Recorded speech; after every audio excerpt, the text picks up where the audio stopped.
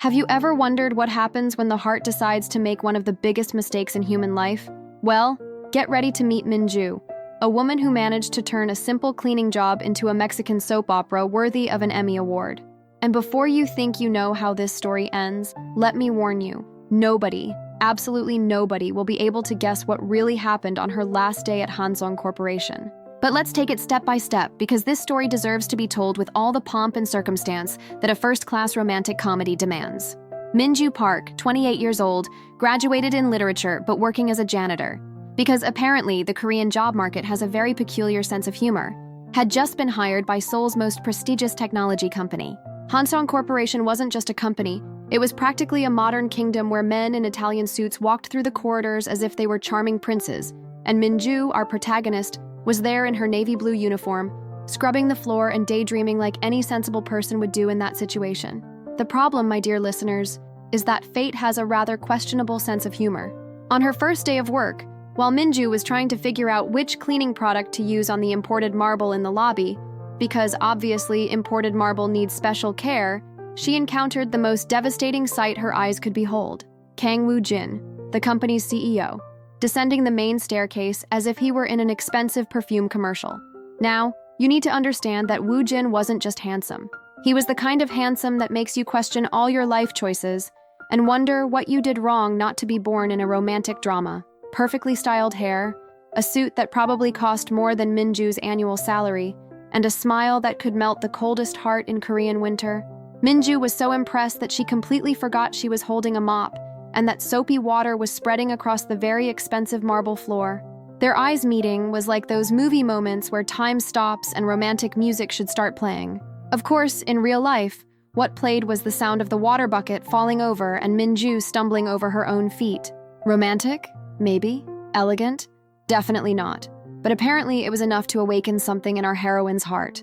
From that day on, Min-joo developed a very specific routine. She always arrived 20 minutes early to ensure Woo-jin's office was impeccable when he arrived. She knew his schedule better than his own secretary, knew he drank Americano coffee at 9 in the morning and 3 in the afternoon, and that he always left small notes on yellow post-its on his desk. Min-joo kept those post-its as if they were love letters, because technically to her they were. The curious thing is that Woo-jin began to notice. First there were small gestures, a good morning here, a thank you for the excellent work there. Then casual conversations about the weather began, about how the day was going, about small things that normal people talk about when they're not completely in love with each other, but pretend they're not. Min-joo convinced herself that something special was happening between them. After all, how many CEOs stopped to chat with the janitor about the weather forecast? She began to imagine scenarios where Woo-jin would declare his love, where they would run away together to some paradise island, where social differences wouldn't matter, because love conquers all.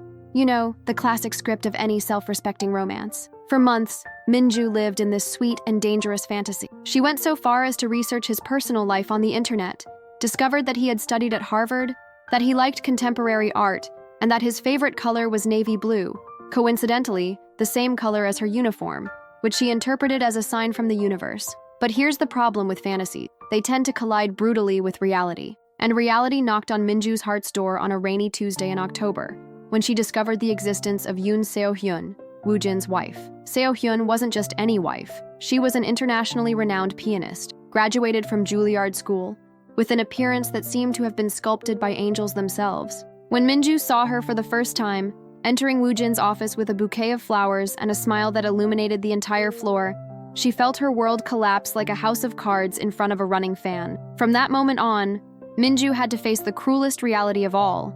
She had fallen in love with a man who was not only out of her reach, but who also belonged completely to another person. And it wasn't just anyone. It was someone who seemed to have been created specifically to be Kang Woo-jin's perfect wife. The following months were a real emotional roller coaster for our protagonist. She continued doing her job impeccably, continued exchanging pleasantries with Woo-jin, but now each smile from him was a sweet stab to her heart.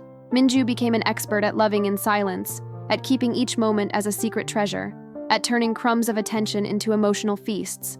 She knew it was wrong. She knew she was feeding an impossible and potentially destructive feeling. But the heart, my dear ones, has its own logic that rarely makes sense to the brain. Min-joo continued loving Woo-jin in the only way she could, from a distance, in secret, with all the intensity her heart could bear. That's when she made the most courageous decision of her life, to resign. Min-joo realized that continuing in that situation was slowly consuming her, transforming what should be a job into a sophisticated form of emotional self-torture.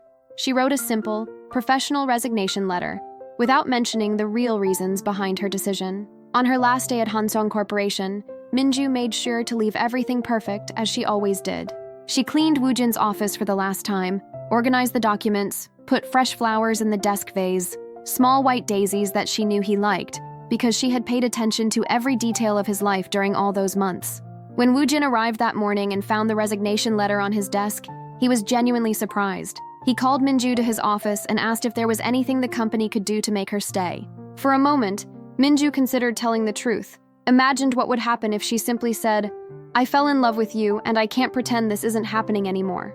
But instead, she smiled, thanked him for the opportunity, and said she had found a better position elsewhere. A lie, of course, but a necessary lie to preserve both their dignities. Woojin insisted on saying goodbye properly. He said she had been the best employee the company had ever had, that her dedication and attention to detail were exemplary. Min-joo almost cried right there, because she knew he had no idea how much those words meant to her. When she was already at the door, ready to leave his life forever, Woojin called her one last time. Min-joo turned around, her heart beating so hard she was sure he could hear it. And then, Woojin said something she would never forget. He said he had noticed how she always left yellow post-its on his desk every morning, small motivational messages written in delicate handwriting. He said those messages had been the light of his most difficult days, that he kept all of them in a special desk drawer. And then, the twist nobody expected. Woojin revealed that the messages weren't his. They were from Min-joo, who during all those months had been leaving small words of encouragement for him, thinking she was just organizing old papers. But the real surprise came when he said he had begun to feel something special for her too, but his marital situation prevented him from acting. The perfect wife? Well, she had asked for a divorce the previous week, tired of a marriage that had become merely a society of appearances. So, my dear listeners, I ask you, do you think Min-joo should have stayed to discover what could happen between them, or did she do right by moving on? And more importantly, have you ever lived through a similar situation? Tell us in the comments and don't forget to subscribe for more stories that will make you question everything about love, destiny, and life's perfect timing.